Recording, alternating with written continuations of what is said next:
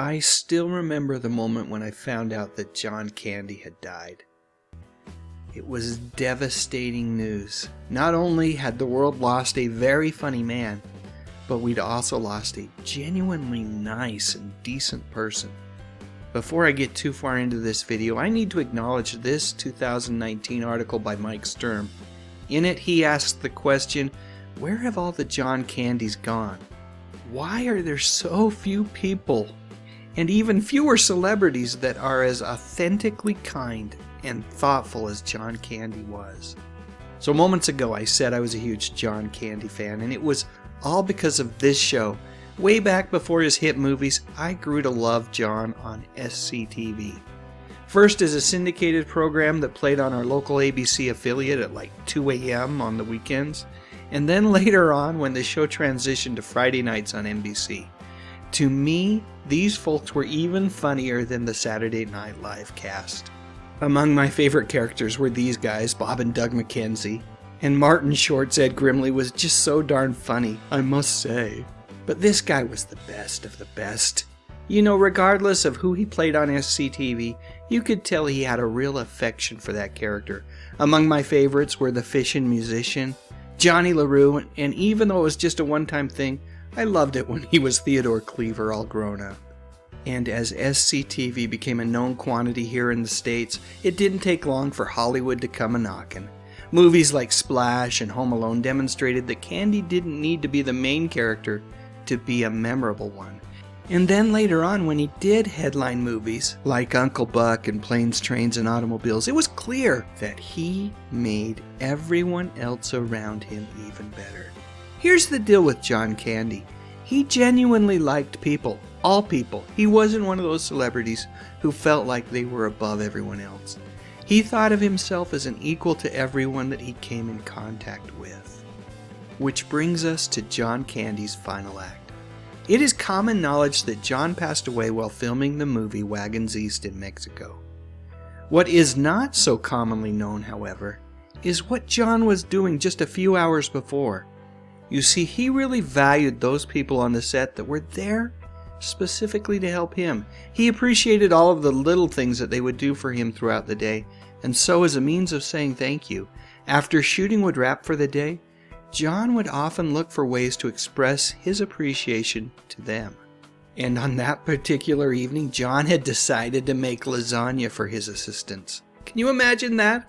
The star of the movie that you're working on not only wants to spend time with you after work, but also wants to make you dinner as a way of saying thanks? I know. It is really hard to imagine these days. Hence the title of Mike Sturm's article, Where Have All the John Candys Gone? Because you see, John was like that all of the time. Just ask his kids who sat down with reporter Ryan Parker a few years ago to reminisce about their father. In that article, his kids talked about John's eagerness to work with all sorts of charities, including Make-A-Wish and the Pediatric AIDS Foundation. His daughter Jen recalled that her dad liked to make people laugh and feel good, and with certain kinds of charity work, especially with kids, he could do that, and it made him feel good. I know that most of us have felt that feeling before, right? When you do something nice for someone else and you get a really good, warm feeling inside. Apparently, John was hooked on that feeling.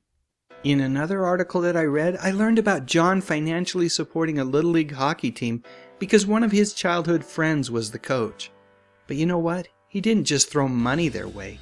He would come to the games, sit in the stands, and eat a hot dog while visiting with their parents, sometimes complimenting them on their kids when one of them would do something great on the ice. When John's movie Splash premiered, he rented out a theater and invited the entire team and their families to enjoy the movie with him. Another story that I read was about a time when John was invited to, of all things, a bachelor party. As this particular party started to get a bit out of hand, it became clear that an older member of the party, the father-in-law I believe, was becoming a bit uncomfortable with everything going on. The person recounting the story admitted that there were girls dancing provocatively and that for a time he lost track of both Candy as well as this older partygoer. However, as things settled down, he realized that he hadn't seen John for quite a while and set out to find him. As he searched throughout the house, he found John and the father-in-law sitting at the kitchen table, telling stories like they'd been friends forever. Apparently, John had noticed the man's retreat and had followed him into the kitchen to keep him company. Yep, I've just got to say it. They don't make them like they used to. In my life, I don't know if there will ever be many folks funnier and kinder than John Candy. Somewhere I read that Candy's true talent was that he would get you to laugh at him at first, but then ultimately he would have you laughing with him. There was a real sense of honesty in his eyes, even when he was on the screen, and when we, the audience, looked at his face, whether it was Candy himself or a character that he played, we all saw ourselves, and we were reminded not to take ourselves all that seriously. John Candy knew that. He'd figured it out, and that's what made him so darn wonderful. Alright, that's it. Let's close with this picture from good old SCTV. From what I understand, Johnny LaRue was one of Candy's favorite characters to play. Sure, LaRue was a bit on the smarmy side, but he was also incredibly likable. And John, above all else, recognized the value in being likable. So who was your favorite John Candy character? Let me know in the comments section, and please share your memories there with me as well. I love reading your comments, I really do. And while you're at it, I'd love a thumbs up if you enjoyed this video, and I would be absolutely honored if you would consider subscribing to my channel. I talk about music, movies, television, mostly from the 50s, 60s, 70s, and 80s. You know, the good stuff. But most importantly, and as always, thank you so much for watching.